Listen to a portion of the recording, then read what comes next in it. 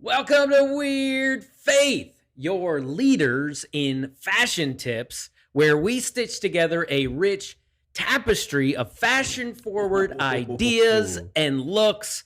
And as you can tell, we're all here dressed to the nines, ready to impress with our trendy outfits. How much was that t-shirt? $3.99, and I'm not lying. Mine was free. Yes, swag. As you can tell, we're talking about cringy fashion, specifically Christian fashion. There are a lot of other cringy fashions that we could talk about. I just kind of Googled weird, runway fashion, and there was a person that was covered in hands. It was super weird. That's a weird one. Well, lots of big head dresses and things like that. There's a lot of weird regular fashion out there, but someone else can tackle that. This is our cringy Christian, series that we've been doing. We're done sermons. What else have we done? We did sermons, Movies. we did movies, we did music. We haven't Did done we do music music? yet. Church signs. We've talked Church about music. signs. Church signs was All a kinds good of one. stuff. Cringy Christian lingo. Yeah. I think that was Things part that of we the say. signs. Mhm. Yeah.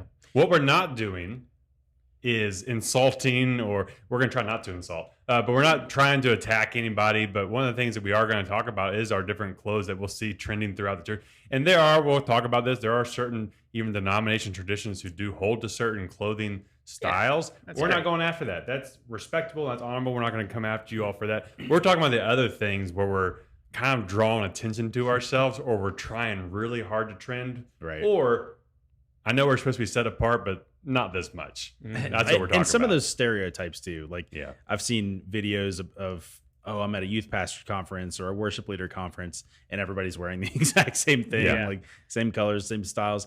The other thing too is like, I was thinking about this earlier. Some of these pastors that you see wearing, I don't know, flashy clothes.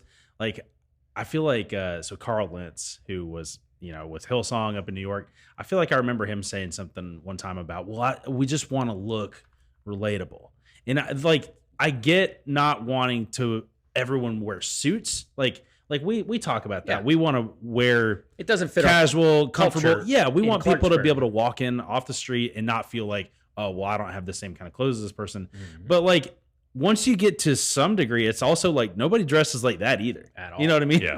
Like if you look up Carl Lentz, I sound like I'm bashing Carl Lentz. It's Yeah. just who I think of, like the leather jacket with the low cut shirt. Like, I don't know anybody. But like his V, the all deep the V, way down. his all the way church down to the belly was button. his church was gaining a lot of folks within celebrity and fashion culture, Right. because I guess when he said relatable, he was relatable to that culture. Sure, so but that's not everybody else. Like Not you and I look relatable at it, to normal, regular people. Right. But yeah, things that I've never seen anybody wear on the But street, we've all been- except for pastors. we've all been a Yeah. part of churches even where like it was expected, like suits. Mhm. Is that how you grew up? I mean, Not Shirt on and tie? staff, but No. yeah, I mean our church, my home church in Georgia was Yeah. most people would dress pretty nice. there was even a time where even when where I grew up, my dad was a pastor and would always wear a suit.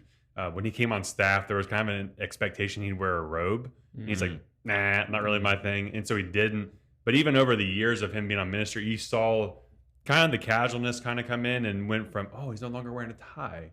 Now he's got the button up but not the jacket, or he's wearing a different color button up.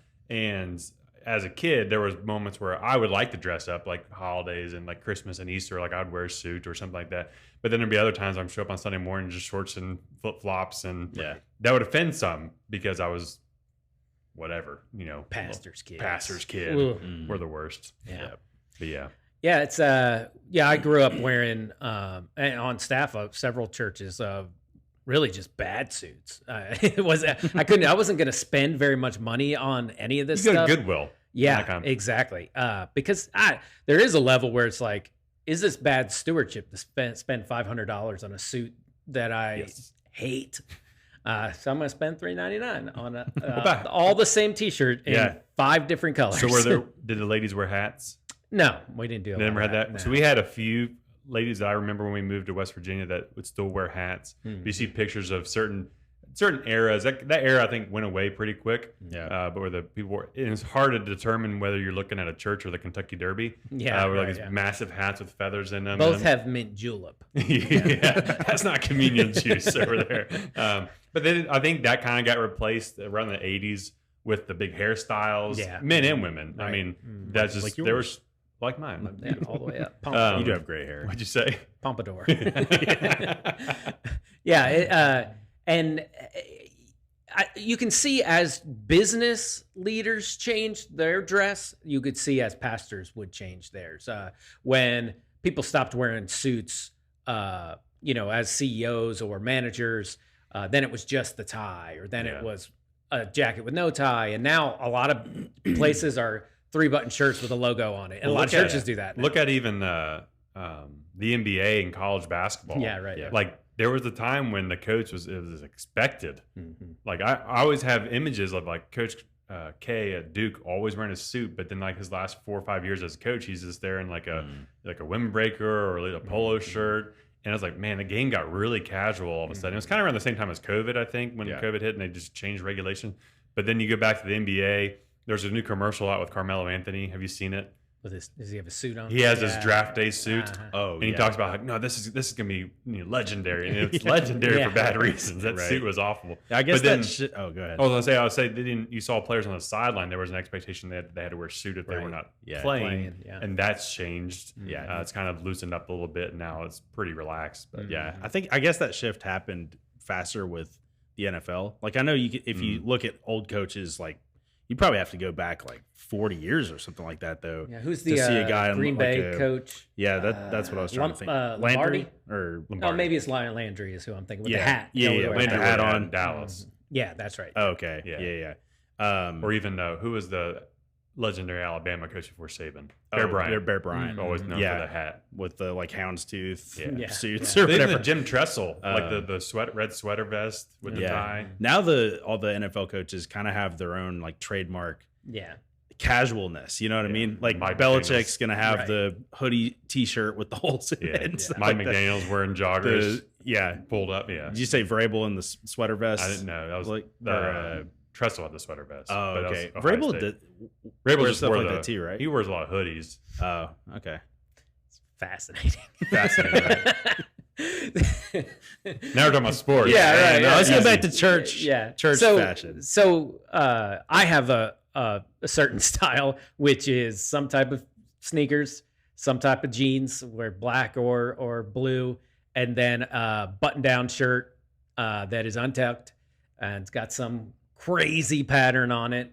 And it's just that's what I've become comfortable with. Yep. But you've even had times where like you've had a new pair of shoes, you're like, I don't want to wear these today, because you kind of because of what we're going to talk about. Even you almost have a sense of insecurity of like someone's going to take a picture of Phil Jordan Gwynn and post it somewhere on social media. Well, for my $30 shoes that I got on 90% clearance. Right. Yeah, exactly. I feel like you got to tell everybody too, though. No, they're from the outlets. I promise. I remember, and we'll talk more about preachers and sneakers. I remember when that first like erupted on social media. I think it was Mike took a picture of Phil's shoes, and it was like the same. They were the black, beat up black Converse that he'd been wearing for like 4 years. They were $25 on Amazon or something. And there's two sides of that. You don't want to be falsely humble. And as if you need to be, the Bible talks about that with like during fasting time, like painting your face, like I'm so poor. But you also, we're going to see some people that go the opposite direction, that, go way far and above and wear, $5,000 sweaters or whatever they are. Yeah. And just to say this beforehand too, and look, if we haven't offended you in this cringy culture series yet, we will. We probably will. Maybe this will be the one. Let us know. But I think Scott may hit this a little bit more later. Like, we're not dogging people people can spend their money how they want, but it does beg, like, you have to ask questions. And if a pastor wears something that's like a $5,000 hoodie or something like that, like is there a conversation to be had on stewardship and Is how that the we use best our use of resources wisest and thing? like, and also like, sure, you could push back and say, let him wear what he wants, but you also can't get mad that that becomes a conversation, Right. because we are talking about how we use our resources, and like these like mega churches, like, okay, well, where's that money going? You know, Well, that's, if every week you're wearing $20,000 worth of clothes, that probably isn't a great look, Right. you know. But you have a story about that, and hopefully I'm not plucking it out of what you got later. But my goal with how I dress is for you not to talk about it. That's exactly what I'm Right. talking about later. Yeah, right. And he can get to that a little Yeah, bit so later. I'll tell you about my style Uh-huh. when we get to the application. But that's with point. my shoes. It's like I don't want anybody thinking, "Man, those are nice shoes." I'm trying to preach God's word up here, Yeah, right. And or man, those are really terrible shoes. They're with holes in them or I something. remember when like that. Preachers and Sneakers started, mine was like, you don't highlight anybody who wears Toms, because that's like all I wore were Toms. Yeah, like right. the Toms, like the sneaker ones, not the Mhm. weird ones that would not fit my feet. Or like you don't see pastors in Crocs. Like that should be a thing because there's a lot of them. But before we continue, I want us just so we're all on the same page. Everybody has in their mind what we're talking about. I think we should show the poster child. You ready? I'm ready for it. This is the poster child. Ooh. Eli Williams. I'm just kidding. We Eli were Williams joking. Productions. We were joking Always around. looks so good. He does, and even that picture. You know, Caleb took that picture. He look, some of Eli's stuff, I'm just jealous I couldn't pull it off. I know, Like, right? Eli can do like the oversized shirts and like Yeah. baggy pants. Like I would look so bad. in- My whole thing, well, I'm not tall, and my whole fashion sense is how can I look the least fat all the time, Dude, same, man. They I don't do a great job, but I'm trying. Yeah, Passion actually 2 years ago, the Passion shirts were like the oversized kind of bulky shirts. And I was like, man, these look so good on everybody. And I got one, and I just look like a bulldog. in it. Like it makes me look shorter But what's and wild wider. is that there was a time when all their shirts were really tight fitting. Right. Yeah. And I remember reading like that's actually I have one down here that will show in a little bit. Like I remember being like, it's kind of hurts my armpits a little bit. Yeah. Athletic fit. No, but let's do some fun ones first, and then we'll get into a little bit more serious ones. So these are the fun like Christian T-shirts that you may. I remember some of these. I remember like going into like Family Christian Bookstore, and you back in the days when you go find your CDs or whatever new latest book was out, and then you walk over. I never bought a shirt. I just wanted to go look at them because even then as a kid, I like these are kind of Corny. These are corny. Yeah. On the verge of being stupid. Cringy. So here's some of my favorites just right off the bat. Armed and ready, defended by faith, shielded by truth, 100% purity guaranteed. Guaranteed. Next one is he saved me. I love that one. I would actually wear that. If you don't know what that is, it's from Now, Nintendo ironically. Wii. Yeah, no, 100%. I'm preaching to that next Another next one time. is join me for happy hour every Sunday morning. I can't read the rest of it. You should get that one, that It's style, that wine color. o'clock. We wear that one. Everything. Yeah. Mr. Clean. The blood of Jesus Christ cleanses us. Cleanses us from all of our sin. That's what it is. Jesus is very white in that picture. And has orange hair. redhead. I've never seen Yeah. a rendition of Jesus with as a redhead. No, Ginger. Yeah. it's because he's not. He has a soul. I'm just kidding. Dude, Ginger Jesus is my new favorite, like, bad portrayal of Jesus. Next one. This one just shows how old this is. Jesus died for my space in heaven. For those of you who are over the age of or under the age of 20 or 25, MySpace was like one of the first social media platforms. Right. Yeah. Next one, brushing up on the word daily helps prevent truth decay. Oh, nice. Truth decay. decay. I like that. Jesus is what's up in my life. What's up? And then my last one, I showed this one to Josh a little bit ago. I just don't get. Yeah, Like, that's weird. I I don't He understand said he it thought either. maybe the aroma of It was said Christ- when I saved it to the file said the pleasant aroma of Christ, but I'm like, yeah, but it says that Jesus was crucified on a tree. I know it's a cross, but still, like, Yeah. it's just kind of weird. Yeah. Like that, at this point, you're just putting the name Jesus on random Anything. items. and- Objects. yeah. But these guys, I know you guys have Yeah, I found some too. I think Here's- mine are a here's little Phil's. bit different than yours. sort of similar to MySpace Upgrade. one. Yep. This is new and improved faith book. And then what does it say there below? Jesus wants to put you in his book. Do you accept? Well, have you Rev- seen you need to get your face in the book? Yeah, I've seen yeah. one like that too. Yeah. Yeah. Here's another one that says his way and the subway font there. I remember seeing this one specifically. I've seen that one Yeah, before. a lot. I've seen people wear that one He's before. the way, the truth, and the life.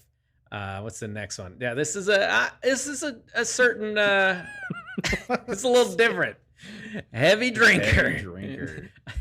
I'm sure like You gotta 90% of the people don't continue to read. No. Well, If so any that's man on the thirst- back. The rest of it's on the back. Oh, okay. What? You can see the cutout. Oh, I see. Yeah. So it just says heavy drinker on the front. Yeah. Okay. And then the pants is John 7:37.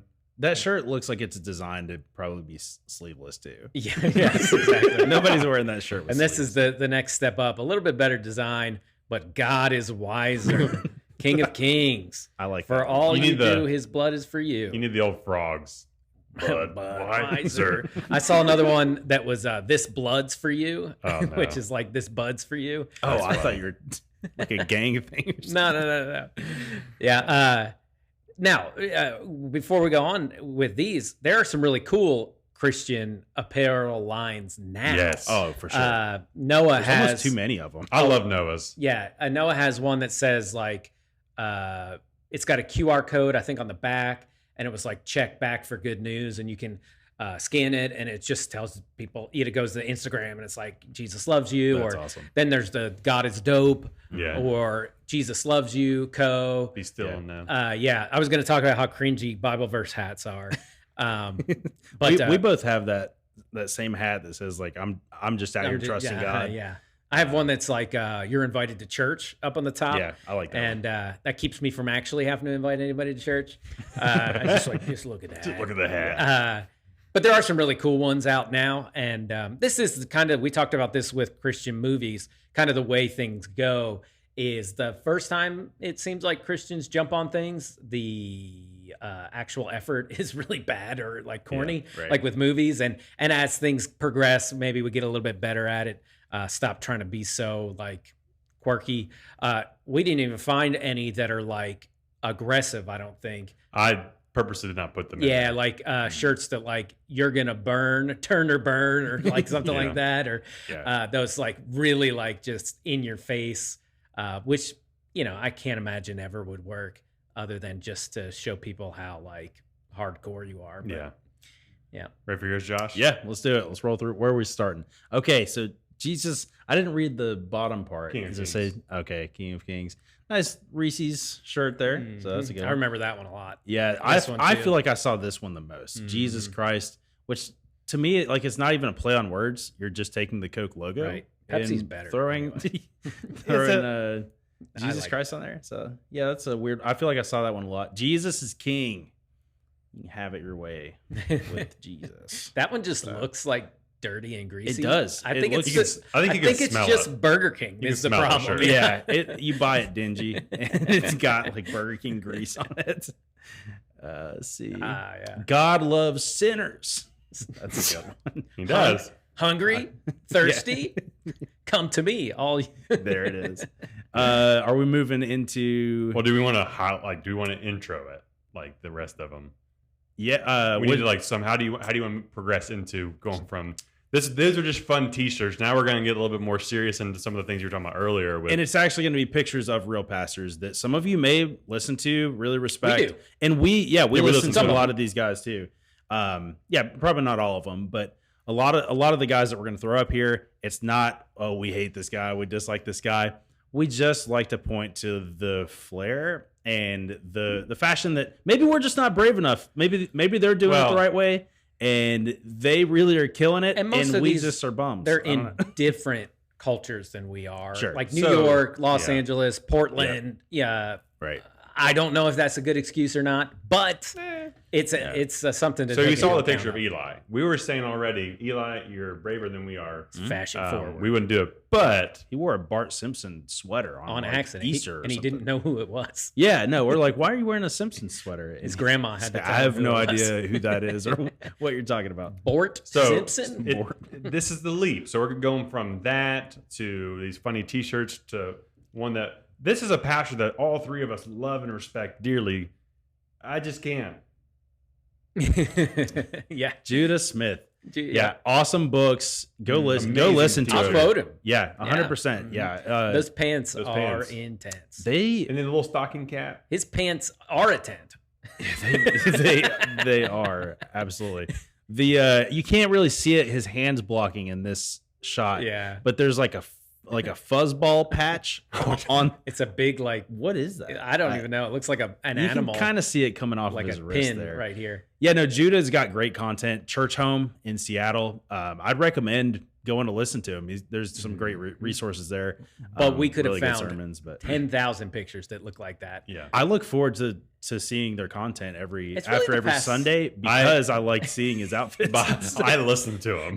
They're oversized coats that look like that he took him from his dad, or that he like a big lost a lot of gangster weight. coat or something. Yeah. Too. This is the before coat. Yeah. Yeah. All right. Then this one was, I think, was on Easter this year. Our friend Stephen Furtick down in. Yeah. So let's go listen to Judah Smith instead of Stephen Furtick. I think you're more of a Furtick fan, right? No, I'm not a fan. I give him I never agree with his methodology. So he'll tell you out front that his methodology as a pastor in the church is to reach those that others are not reaching. Yeah.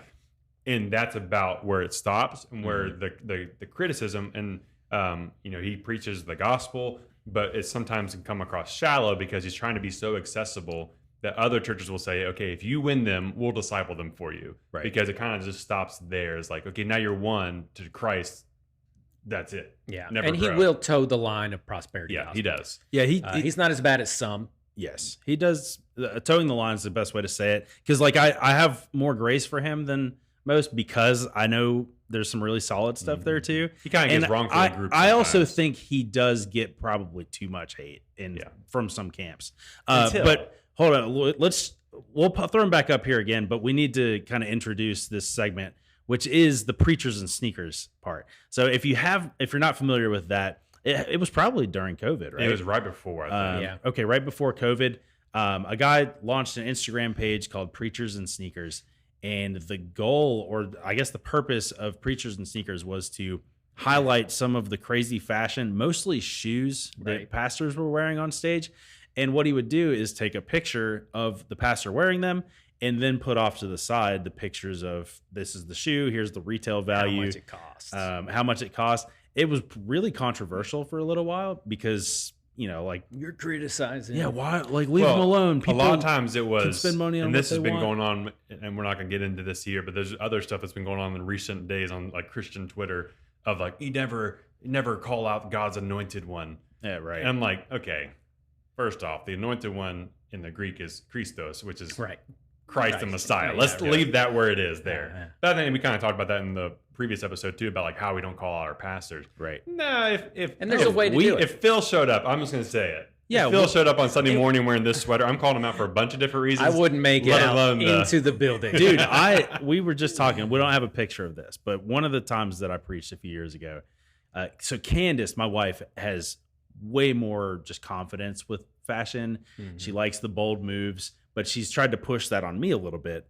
And I'll say like, okay, and she got me this, like, it looks like an 80s bowling shirt. I love really bright colors, all these designs.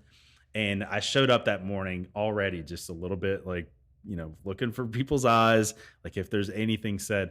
And Phil and Mike just stared at me coming down. And Mike finally says, "That's a shirt." And that was enough for me to feel so self-conscious. You're preaching that day? Thank God it actually, after I washed it one other time, it ripped. So I just threw it in the Fell trash. apart. Were you preaching that day? Yeah. Oh. Yeah. We could find it somewhere. Yeah, and I wear like crazy designs sometimes and things like that. I do try and make it sure it's not.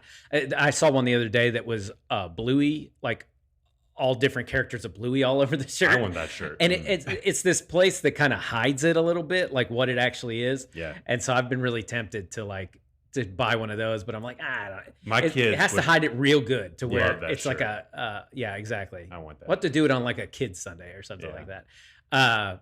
But that particular shirt, it was the cut that was weird more than the colors. It had like the lay down collar. Yeah. And then it was the flat around the bottom. Yes. I mean, it was a bowling shirt. It also probably looked weird the way, like it would have looked weird top button, but bottom button probably showed more chest than I normally would have. It might have had those like extra lapel things here. It was a weird shirt, and I 100% deserve to be roasted for it. But yeah, we like we've said about all this other stuff. We roast We're Scott all not the trying to be jerks, but we also are like, we can make fun of this stuff and call it what it is too. We don't have to toe around and say, well, we can't talk about pastors like this. And all of these are super playful. We could open up the conversation for hours about stewardship, how we spend our money. And that's really what happened with this Preachers and Sneakers page is it started an open, honest conversation. He ended up going on podcasts. And is this still an active account? I think it switched hands, right? He doesn't do a whole lot with it anymore. Okay, because he eventually was on the American Gospel documentary. Really? Was it anonymously or no? No, it was him. Okay. Originally, nobody knew who it was. Well, and so he eventually, I think it's maybe when it switched he went hands. Public because he did get a little bit.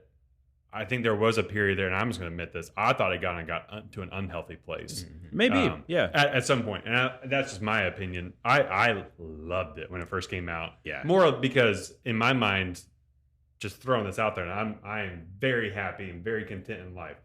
But I thought, how much are these guys making as pastors? And but I'm like, do they getting? Like, I started thinking through, are they getting like promotional, like abilities because they're on stage? I knew a pastor once that got sponsored by a suit person, like a manufacturer or whatever, like a business.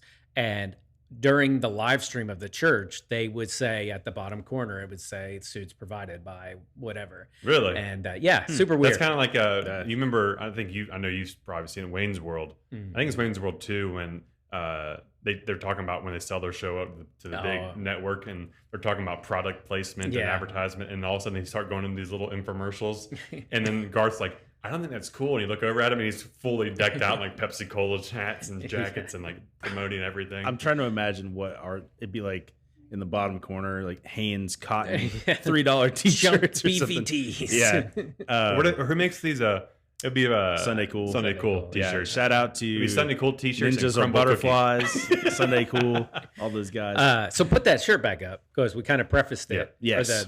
This was a very recent one. Because it says, what is it, 2000? This was like, wait, what was it? He's on no, the price. Yeah. Oh yeah, like $2,000. Yeah, this was on Easter. It's called like the holiest shirt or something like that. Because it has a sweater. It fits to be a pastor. But yeah, I've been seeing a lot of hate for Stephen on this. The best video is my the guy. grandma had a shirt, like a sweater just like that. He got that out of her. The best video, I think one of you all sent it to us. It was the one guy's like, everybody's critiquing the sweater. Let's critique the haircut. He kind of looks like the JV offensive line football coach. Yeah, that's spot on. Oh yeah, he kind of has a little bit of a curly mullet, which hey. Whatever. To each their own. Yeah. Right. Unless you're performing with the skullet on where it's bald and mullet, listen, shave it off. Okay. It's okay. It's kind of stylish, not my thing. I think Phil should preach in that next week. A mullet or the pink t-shirt? Both. I don't know if I could out in a week. Make that happen. But here's another example from Preachers and Sneakers. We've got a few of these. There's Judah again. Judah Smith again. How much is that jacket? It's a $3,600 Gucci jacket. Is it pronounced Gucci? Yeah. I thought it was Gucky. Look, it says this is from Josh's Instagram page, and you can see Eli Williams liked it. So Eli, you're getting a lot of. That's where he gets. Maybe Eli gets it. We're gonna get Lunar Media to be our product placement, and they're gonna start sponsoring this thing. Another shout out to Judah too. So the Preachers and Sneakers thing, I think he either did an interview with them or posted this thing about. He was like, I totally get why they do this, but also, and this is a fair argument. He said people spend money on golf, cars, whatever. He said, I just like fashion. Yeah. Okay. I knew a pastor just one your time. thing. I mean, it's still a lot of money. He was taking this guy was taking his church through a big like emphasis on giving, and you're talking about the tithe, the 10% being a starting point, not the end goal. And so he was trying to encourage the church to go like take it above. And he said he and his wife were like examining what was difficult in life to cut out, but they were removing Netflix and Disney Plus and all that kind of stuff. And he said, I had to get rid of my sneaker budget, and it was crushing to him. He's like, "Wow, I really like my sneakers." Yeah, and he would have some awesome like Jordans or Nikes. Yeah, right. Yeah. And like he's like, I can only buy a couple of pairs of shoes a year now. Like those are like his wife said, "This is it, 2, that's it." Yeah, and he's like, "Well, okay, that's the thing." But it showed that he was trying to be better steward of what he was given. It's okay to enjoy things. Yes. We're not meant to just like be, punish ourselves all the times. And God. These things evoke emotion in us because God has given us things to enjoy, to eat and drink and all these things like that. But there does come a moment when we have to, ask the Holy Spirit where that line is drawn. Is there idolatry here? I think in this case, is this idolatry?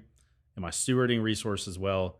But also from a pastor's perspective, how much am I trying to highlight myself? Right. And how much attention am I drawing And to that's what we're myself going to get to a little bit later, too. So. the way that I look on stage? Yeah. Right. Because it's hard to say glory to God in this moment, but like I'm wearing something that's just like all you can think about is my style, my fashion. I think the same extends, to cars and things like that. Is, don't immediately judge somebody because they're driving a Lexus. You don't know what year, 200,000 miles on it. Right. Yeah. You don't know what year it is and all that. But I have known pastors that have. I've worked for one that had a brand new Lexus every couple of years, and it's like, is this like? It just it draws attention to the pastor in a weird way, and that's a lot of what we've ended up talking about when we're talking about in regards to pastors. Is this we should be set apart by how we carry ourselves, character, holiness, and all those different types of things, not through material things or power trips or not to be held accountable or any of those different types of things. It should be a set as an example for all people to be able to do those same things that we're doing, not that the pastor's up here on this pedestal that we can never attain. And when Phil said holiness, I want to make sure you know how he spelled it. It was with an I, not with an E like back in this one. Yeah. Sorry. I just want to keep highlighting that. This is an ugly sweater. Yeah. Here's another example. More, right? Yeah. I don't know who this is. This is Erwin McManus. McManus. McManus, yeah. Yep. Got the $1,000 fresh Nikes on, $1,000. He's another one. He's out in Los Angeles, right? Or it's California. It's not Los Angeles. And Mosaic Church. I'm not sure. I've never heard him until GLS last. So he's awesome. But one of the things that they talk about, like his church, even like Mosaic Church, it's in a community that's very much driven by art and fashion. Oh, cool. And so if you listen or watch them, there is not a stereotype, but there is a persona that when you go into that church, you're kind of in that. And he is one of the most creative pastors I've ever seen. Some of the things awesome. He's come up with. I loved his stuff. And his books have been great. He's another great guy. And that's the thing too. Like people often will, especially these big megachurch pastors, like gift people things. Like, hey, I'm going to give you $1,000 shoes. I know you love shoes. And that's where you need the discernment. Like 12 and a half, 13. Yeah. Well, that's where you need the discernment of like, I like chocos. Is this worth it for me to receive this gift? Or, is there an appropriate time for me to wear this? I was at the Nike outlet, I don't know, 3 months ago or something. And there was an awesome deal on, they were Jordans, right? Yeah. And I sent Scott a picture. I was like, hey, they got your size. I didn't feel like they were my style necessarily. They were $39.99. Yeah. I'm like, normally like $120. Like, buy them. And I love them. So that's where it's like, yeah, you can wear Jordans. No one's saying you can't wear Jordans. Yeah. One of the sweetest gifts I've gotten, it was for my ordination. Michael and Samantha Koreski got me a pair of Jordan 1s. It was the first pair of Jordans I've ever had, but I wore them on my ordination Sunday. And it was super nice. No, I had to be careful. We'll hit that here in a second too. You can't crease them on stage. No prayer. This is a great segue. Yeah, there it is. You can't see it, but the caption on that one is that he has the crease beyond understanding, or a crease that surpasses understanding. I'm not sure who this is. It says Hillsong. So it's Hillsong New York. That would have been the same grouping of people with Judah and Carl Lentz. Or not Judah. Sorry, Carl Lentz. I don't recognize that guy though. Yeah. Another one. Oh, John Gray. So this one, I was shocked. What is that, like 10 grand? Yeah, $9,600. That is crazy.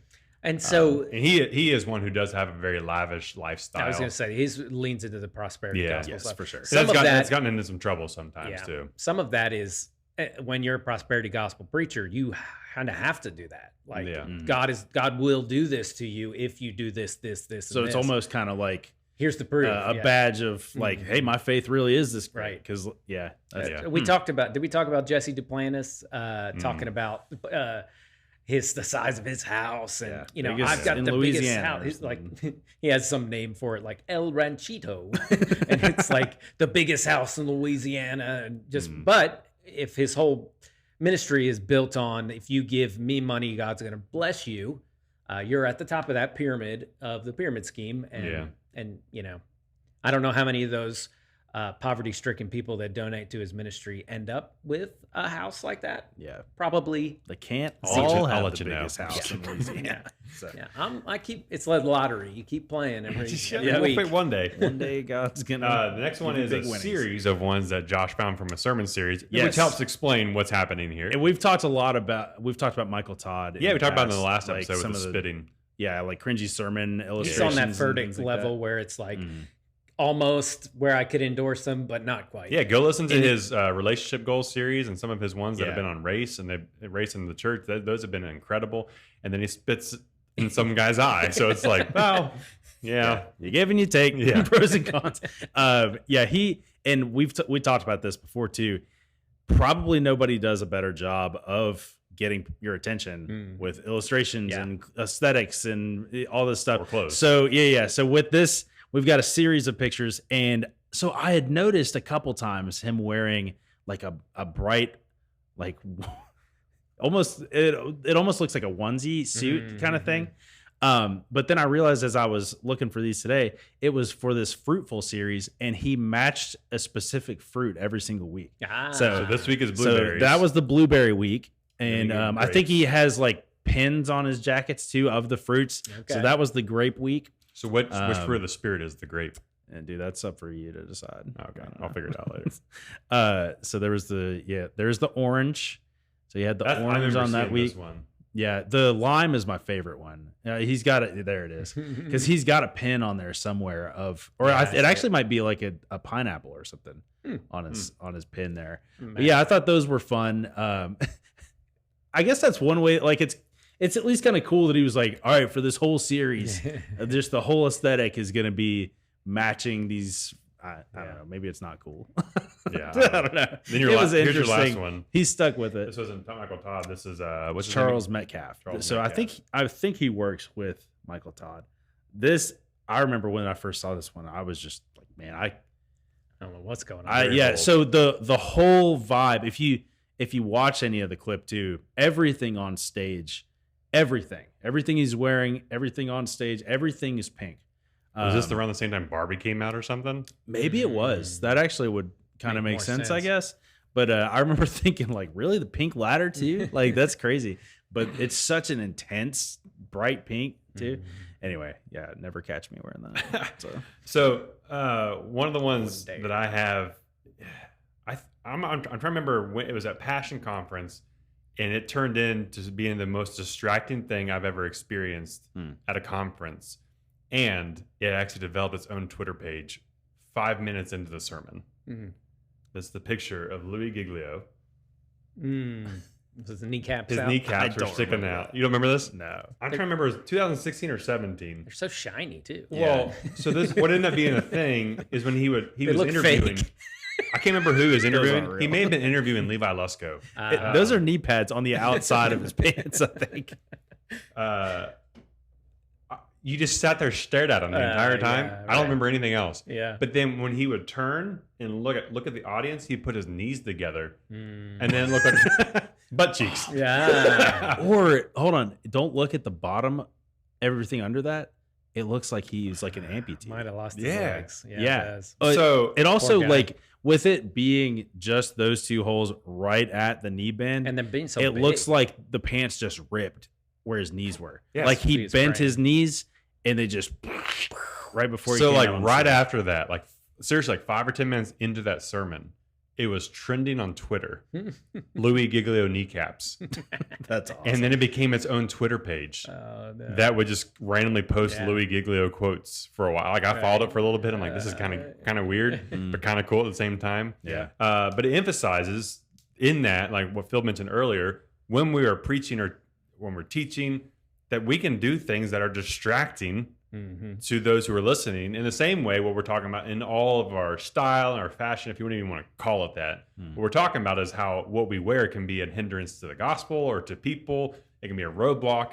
So, prime example, the first church I ever worked at in Parkersburg, we had a Sunday night service, and the Sunday night service was predominantly senior adults. We would have youth going on downstairs, and then probably 60 to 70, probably 50 to 80-year-olds would gather in the sanctuary and would come hear a sermon, and they would rotate between the support staff. So the associate pastors, the youth pastors, all of us would take a turn once a month and preach. And kind of my goal at that time was there was a lot of young families coming into the church, but there was still this kind of mentality of how you dress when you came to church. My goal was I'm going to try to change that. So that was common for me on Sunday morning to be short, like khaki shorts and flip flops. It's kind of normal for me. And but Sunday night, I'm not going to wear shorts when I'm preaching. That's just kind of my own little conviction. But I would wear t-shirts all the time. And somebody, I can't remember her name, but she was a saint at the church. She was an awesome lady. Came up to me multiple times and said, "It's so distracting what you're wearing." I'm like, "What?" She's like, "What does that shirt even mean?" So I brought 2 of the shirts. I'm going to show you. You're going to know right away one of them is. So this is shirt number 1. Mm-hmm. What is it, Josh? The End It movement. The End It movement. If you're familiar with the End It movement, this started that passion.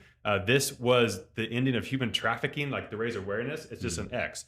She said, I sat there the entire service trying to figure out if it's an X, is it a T that's crooked, is it a cross, is it just paint brush strokes? I'm like, it says End It movement. She's like, well, what is that even? And she was kind of getting mad because how distracted she was. She's like, I didn't know if your sermon was any good or not. I'm like, okay, that's on you, maybe a little bit.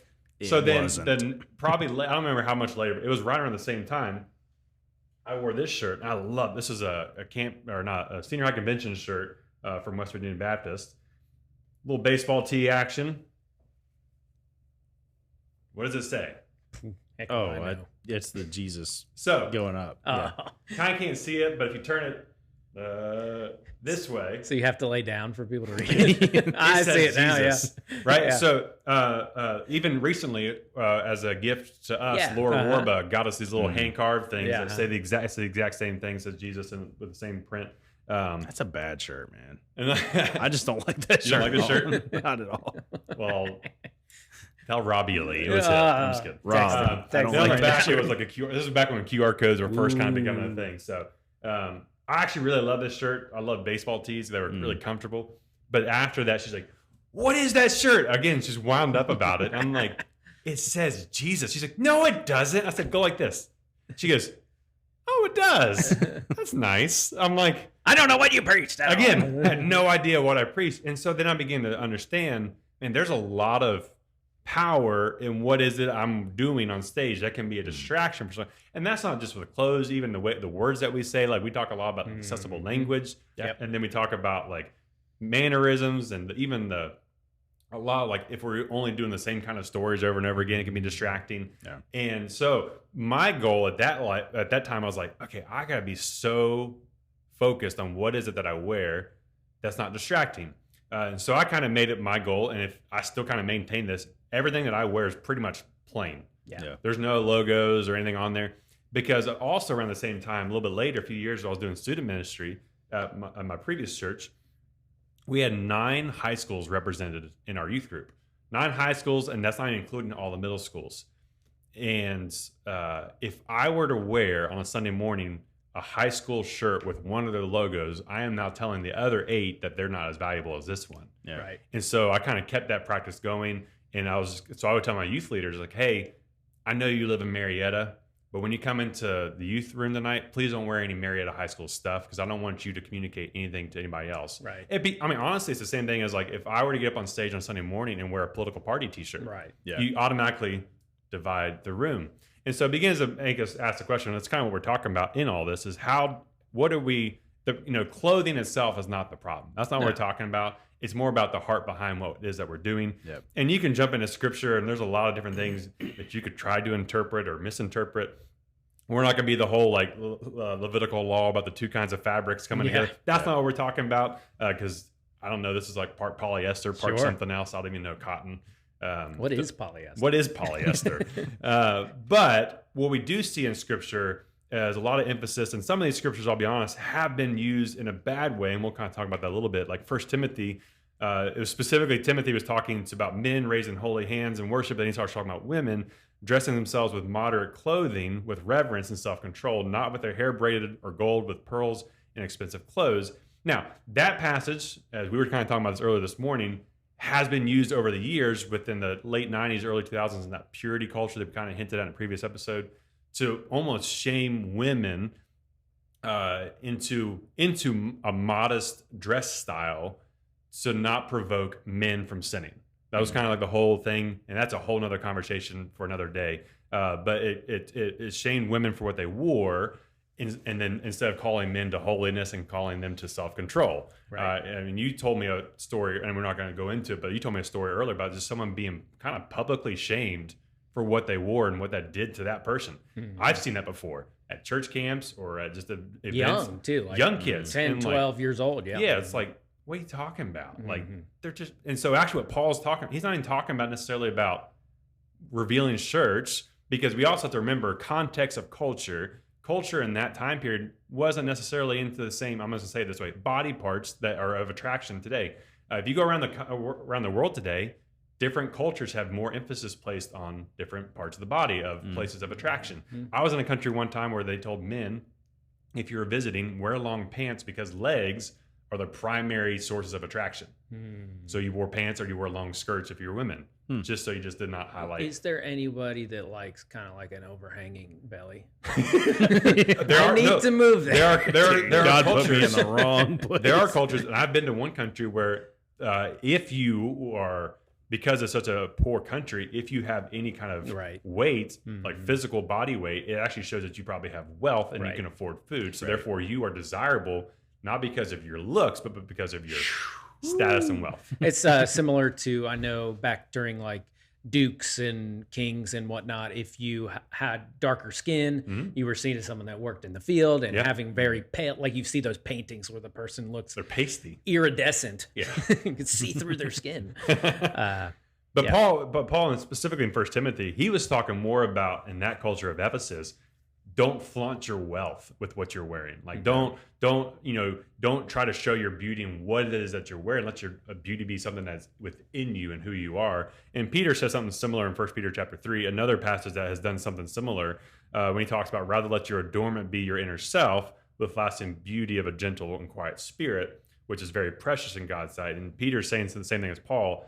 Let what is beautiful about you not just be what you put on, but let it just be who you are. Right? Like let it be your character and who you are. And then finally, the final verse, which is in Colossians chapter 3, Paul says, therefore, as God's chosen ones, holy and beloved, clothe yourselves with compassion, kindness, humility, meekness, and patience. To say all those other things that people are putting on as a facade of who their character is, or like, we talk about like some of these pastors, are they putting on a facade to reach people, or is it to cover up something else that they're insecure about?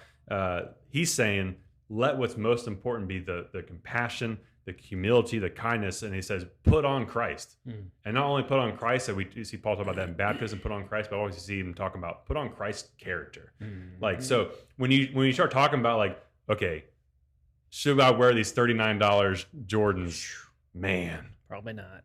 At the end of the day, hopefully the character that I'm trying to live by is much more appealing and attractive and not distracting than it is my $39.95 Jordans that Phil bought me and I paid him back for. Well, and some of it is indicative of, for me, having baggage about what people say, think, all that kind of stuff. Some of it is that we've talked and joked, I think, a little bit about this before, like, the pastor only works one day a week. And, and all those like judgmental things thrown at us can make you really, think extra.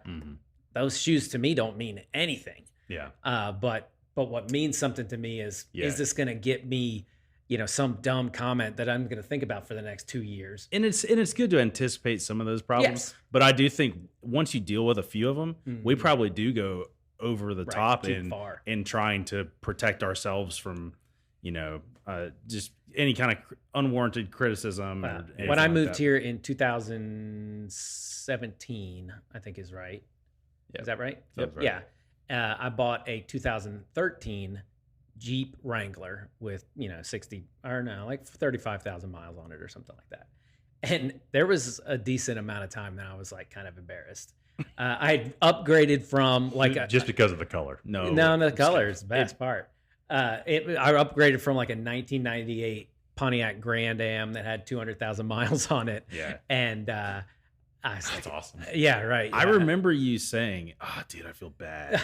And it was just a normal car. If you just knew what Phil's car before that was, though, you'd be like, "Dude, you deserve this." Like, I remember, like, you deserve to have a Jeep, man. Like, you earned this for driving that car and keeping us out. Because I drove that to help you barely move, made it, I think. and it was. I don't think the window worked, right? Flintstones. I was running that thing. Oh, when we bought, I think it was when we got married, the first car, I guess it was my first car that we bought. And I remember a comment that was made at church, like, "Man, what are we paying you?" I'm like, "Actually, are you even tithing?" I'm just kidding. Yeah. I'm like, "What a jerk!" Right? Like, you literally just pulled up in a Mercedes. Right. What are you doing? I pulled up in a Jeep. Yep. Yeah. We're Jeep. I mean, we're all three of us are Jeep fans. And This like is a they're Jeep practical passenger. cars. Yeah. They're great. Right. Yeah. I like it for the communal aspect of it. It is an event for us to take the roof off and drive around. Yeah. Clarksburg and just go It down has to be back community street because it takes 4 to get the roof off of it. But me and the kids do that. But Team but stop. there is an unhealthy thing in me probably that and some baggage and some triggers that I need to watch out for, that I don't falsely do things that are mainly just avoiding critical and sideways comments from people. And so you can go too far in the other direction. Yeah, because then it kind of comes off as like false humility too. Yeah. Like, "Whoa, I need a bad car. Right. Like I could never deserve I'm holier to drive because a I Jeep have a bad car or something like that." Yeah. Yeah. And like you said, the insecurity can also create a sense of, I just don't care what anybody says. Right. If you go the Which next is step not after that. Right. Okay at all. We talked about this recently. There's a thing called accountability, right? And so, like, I remember when you got your Jeep. I remember some of the conversations, because you wrestled with some of it too. Yeah. And we should wrestle. You should wrestle Is this with a good idea for stewardship wise? Right. Right. Yeah. Like, had you said, "I'm gonna go get a Lamborghini," I would have slapped you in the face, personally. But no, I was like, your car's literally falling apart. Well, it was also like I'd never driven something because it was like I've never got something that I wanted or liked. Right. Yeah. It was just like, this is practical and I can afford it, Right. kind of thing. So it felt weird being like, oh, like I can do something I that actually I really enjoy. like this, Yeah. so maybe I shouldn't get it. It's bad. Yeah. Another verse that came to my mind when we went down this, I was talking about the Pharisees. Matthew 23:5 says, "Everything they do is for show.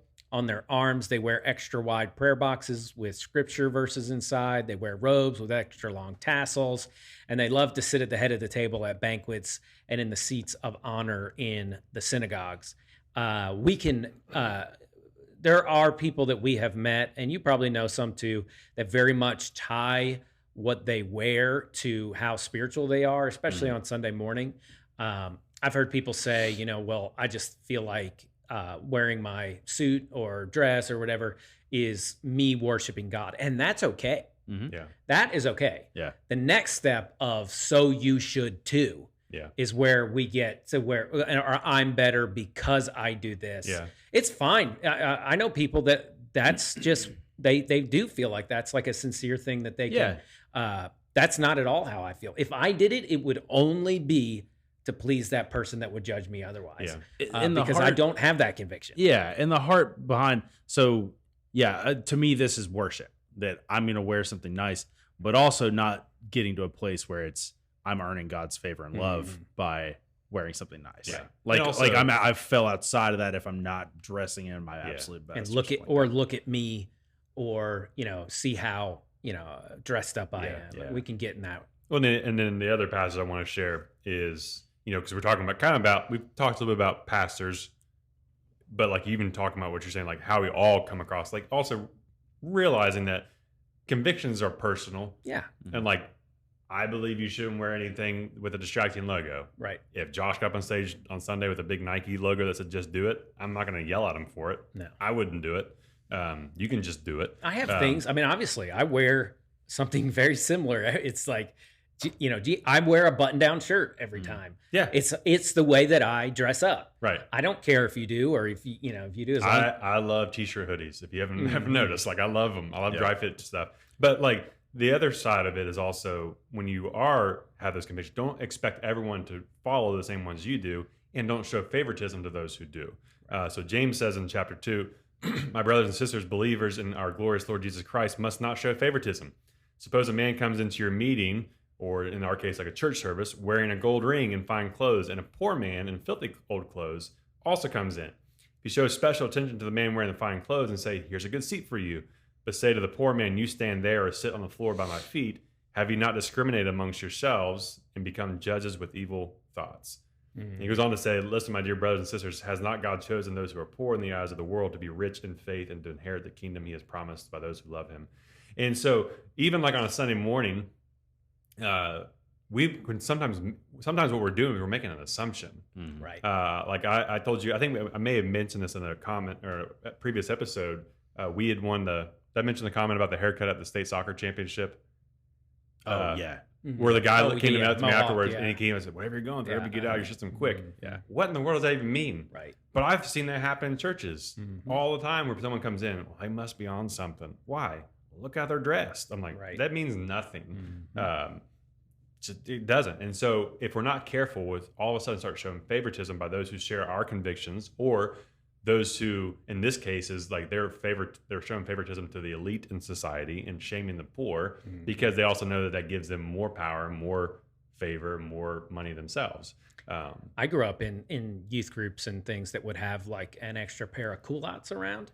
Extra pair of what? Culottes, Google it. It's a difference between a skirt, or it's a mixture of a skirt and shorts.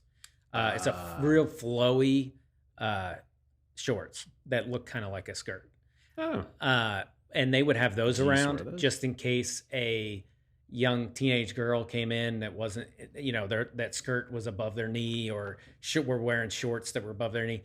And I just, like, my heart breaks now. Like, I wasn't doing it, but even as someone that like was a teenager, to imagine how that would make somebody feel. Yeah. Having very little, these are people in these instances that had no barometer for what church was or who Jesus was, or and there is a real conversation to have. Like, there are some things that are immodest for both men and women. Yeah. I'm not going to draw that line for you because I don't know where that is. I do know that for you, the Holy Spirit knows where that line is. Right. And that's who you should consult about those different types of things. And you don't need to be the one who determines that line. No one does. Like, I told, as a youth pastor, as a parent, there's a conversation that you can have with kids. As a youth pastor, I told pastors all the time, it's like, dude, I am not inspecting teenage girls' clothes to see whether they're acceptable to you. My conversation with kids on youth ministry was always, is it wise? Right. Yeah. Yep. Exactly. And that was my conversation with a lot of different things, not even just clothing. That was also just the way relationships. Is this a wise relationship? Yep. Is this a wise investment into a car? Like, that's the starting point. Right. Not our wisdom, the wisdom of God. Yeah, let me look in the mirror before I leave the house. God, and I think guys can do the same too. I mean, maybe, you're wearing this chain because it makes you look a certain way and fit into a certain crew of dudes or whatever. I mean, there are things that we can do that are vain. Right. And we unduly put a lot of that just on mostly teenage girls. And there's a lot of people that are hurt from that back in the day. But there's lots of ways that you can kind of mess up in this area of clothes and how we look and the way we carry ourselves. Yeah, I'll tell you too, just as we begin to wrap up too, is as we talk about some of these pastors even. So Josh and I had a conversation recently that so one of our favorite pastors that we love is Craig Groeschel. And I know you appreciate him too. He's some of the best leadership stuff. His books are great. His sermons are great. Just huge respect for him. He did in the book that we're all reading right now as a staff, he talks about like being consistent, also kind of being simplified and almost to the point of being boring because of how routine some of his things are. Yeah. He did a sermon series a while back. I don't remember the sermon at all or why he did this, but in his sermon, he showed a video of doing a tour of his house. Oh, I remember that. And he's like, I'm only going to show you our walk-in closet. And he walks into his walk-in closet and he's like, this is Amy's side. And you see his, clothes, this is his wife, and shoes, beautiful dresses, pants, all the stuff, kind of color coordinated, looks very nice. And this is my side. And there's like 10 of the exact same style of shirts hanging there, 10 of the exact same style of pants. And he literally says, I have basically 10 outfits that I rotate through. See, I love that. I do too. That. Yeah. I've tried. I've thrown out a lot of clothes. Yeah. Because you're reading right now, The Ruthless Elimination of Hurry. I think it's in that book. John Mark Comer talks a lot about simplicity and style, in that he has like seasonal outfits. So like 3 times a year, he'll, these are going to be my 3 shirts for the next 4 months or something like that. We, so three is pretty tough. You got to do a lot of laundry with 3. Well, I've got to wear, and most Sundays, I'll just wear like a black t-shirt and jeans. And it's simple. Well, I used to kind of joke with Andy about that because he's known for that. And then I just kind of got to where I was like, dude, I get it now. It's simple. It's easy. You could throw a button up or a flannel on over it. If you had like 4 black t-shirts and a couple flannels, you're good forever. I was even talking to my dad this the other day. We were joking. There was a part where we were actually being serious. This is pre us having kids. We legitimately considered the tiny house life. And part of that, I love the idea of the simplicity of it all. Katie was she was going through like, that's what my dad said too. I was like, no, I'd buy a house that was big enough. You got to be short. But Katie was talking about like, and my wife does not have an unhealthy obsession with the clothes. That's not what I'm saying, but she will keep things. And so like, and she'll rewear just about everything she has. But she was like, I don't know how to like condense, because you would have to condense a lot and do that kind of stuff where you kind of like vacuum bags, seal bags up, everything, and then rotate them in and out. But then the only reason why we didn't do it at the time is that we had pets, and I was like, I don't want to be in a tiny house with 3 cats and a dog. Like that was, again, pre-kids. I'm really glad we didn't do that. Right now, it is appealing though, and maybe it'd be cool to get to that point. Maybe when we're retired or something like that. I'd rather have 10 acres and a tiny house than 100%. And I don't want to upkeep 10 acres. I just just to be able to walk and through it. My wife similarly would have an issue with that. But it's not clothes, it's furniture. Oh, she furniture. has a connection to furniture. This is, important because it's been with us for a long time. Like a chunk that's there. That's awesome. There's nothing more liberating than throwing things away. I love it. It feels so good. Things around the church. Spoiler alert. We throw a lot of things away. Not things that like a certain oldness. If it gets 100 years old, then we don't do it. If it's seriously like we don't need this, never going to use it. Nobody needs to use it. It's the same philosophy. We don't even need to give it to somebody. We're just giving them. It's like my philosophy. So I do with clothes all the time. It's like, I haven't worn this in 2 years. I'm never going to wear this again. I'm going to get rid of this. A little bit of like, oh, well, that was a camp t-shirt. Those I keep. Harder. You know what I mean? Or like the student life t-shirts. Like I could. Oh, in 2 years I'm throwing this away. 2 years. 2 years. Yeah. Maybe should be from today. Well, my first gray one is so dingy and beat up, and the logo is like pink from washing with other stuff, and so I kind of get that with, oh well, that's a sentimental shirt because it was an event or your dumb camp shirt that you showed us a minute ago that I didn't like. Stupid. I got my pickleball shirt. It's not that bad. I like the pickleball shirt a lot. I'll try to keep it forever. So when Boss Cops moved here, I don't know, several months ago, they were like $2.99 t-shirts, Gildan t-shirts. Yeah. And I bought them and I'm like, hey, they didn't shrink on me like immediately. I literally have, I think 10 or 12 of those Gildan shirts. I just bought different colors. I've told Katie, I kind of want to go to Hobby Lobby. I did that, dude. They have Gildan ones. I think that's they have the Gildan. And they have the baseball tee ones. And they have next level shirt. I love next level tees. They're so comfortable, and they're like the way they fit.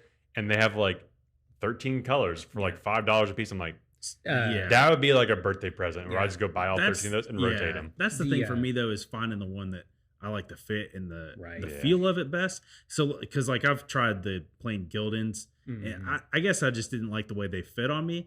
But I do wear a lot of the Target brand, the Goodfellow. They're like $9 or something like that, and there's a lot of color options. So if you want to know anything about our fashion, we're going to Target and Boscov's and Marshalls, and that's about it. I feel like every time I walk in Target, I just go ahead and get another black t-shirt. I've probably got like that, you know, have you looked at the like True Classics or? I actually got a True Classic. I like it.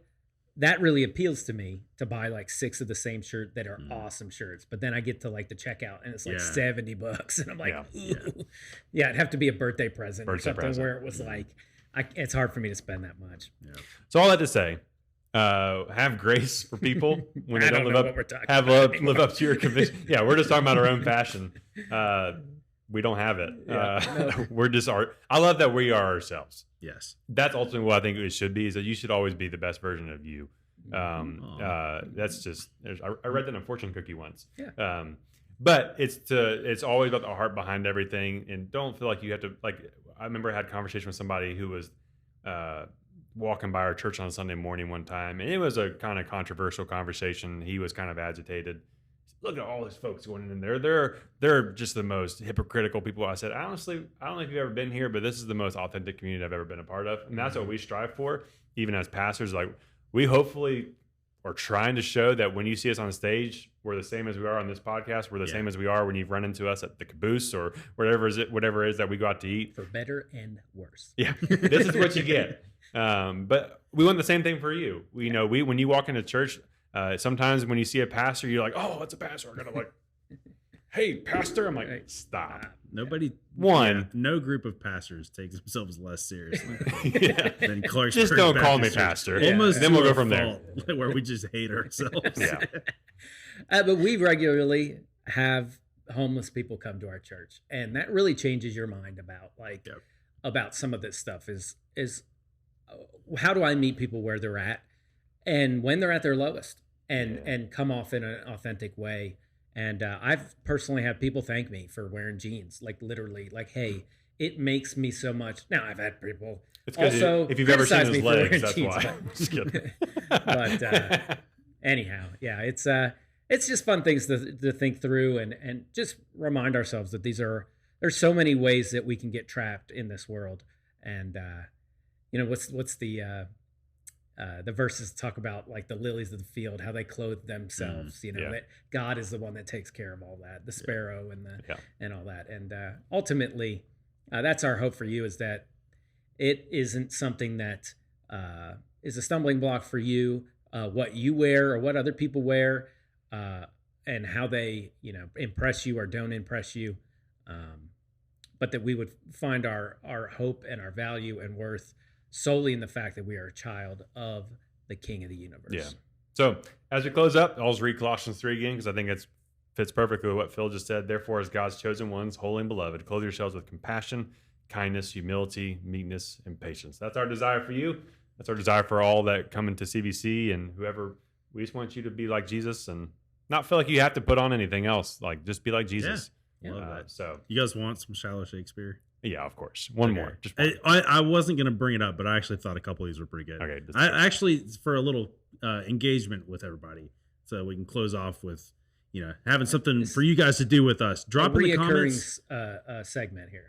Yeah, we haven't done it in 5 episodes. But to remind you what this is, AI gave us a super, super deep synopsis of what we're talking about right now. So I asked AI to give me this alliterative, rhyming statement on fashion and its place in the church and how it can be a distraction too. So I want you guys to drop in the comments. Let me know which one you like best. I'll drop 3 here because I thought they were pretty good. Option number 1, okay? Fashion flair in the house of prayer. But is it substance or just hot air? Ooh. Mic drop. Mic drop. Okay. Don't drop these mics. Option number 2. Prancing in pews, fashion's shallow ruse, looking divine, but where's the design? I don't like that one. I didn't like that one as much because I thought it would be like looking like something designed, but where's the divine? Right. I think they missed that one. Yeah, you look AI godly, but are you fashionable? It seems like the wrong way. Yeah. Okay. Last one. Option number 3. Okay. Flaunting fashion, frills and flair, but where's the true care? Church style, beguile, but substance is rare. Wow. Okay. Everybody looks good, but We locked really up. got to go and take some of these to like an actual poetry jam thing and get up there and read them. Yeah. See if we can. Get Well, booed we off the should do a stage. segment. This It sounds exactly like. I wanna we've go. made Like that fun to of. me. Yeah, it does. We've made fun of. These were a little more poetic than some of the ones we've done in the past, but kind of the inspiration was some of those like Stephen Furtick. Like this is alliterative, so it sounds really powerful, but it's like right. nah. Okay. I want to go. I want to see you go to a poetry club, read those, but Candace has to buy you another bowling shirt. The world I doesn't just- handle that. But yeah, we should do a segment, Furtick or AI, and do one of these. That'd be fun. Yeah, I got to find the bowling shirt. Joel Maybe- Osteen Hey, probably has some good ones. We haven't announced this, but the men's bracket challenge was won by Josh. Hey. He cheated.